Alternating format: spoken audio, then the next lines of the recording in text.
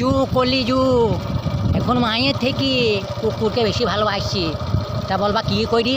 তুমি দেখো ছেলেকে মারা এমন করে মানুষ করে, যেদিখানে জ্বর হয়েছি তা মায়ের বুক ফেটে গেছি যে কী করে আমার ছেলে জ্বর ভালো হবে।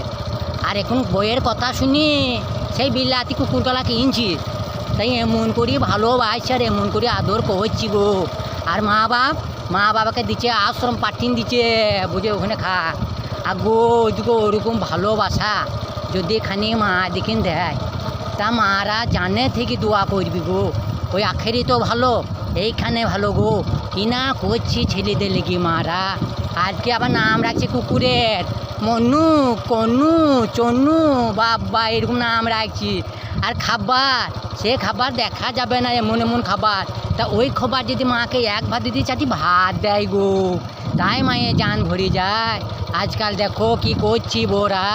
তা আমি বলছি ভাই কথাটাকে খারাপভাবে লোবা না, ঠিক আছে? আমি যেটু বলছি বাস্তবে কথা বলছি, আমি 5 জায়গায় কাজ করে দেখছি এই অবস্থা।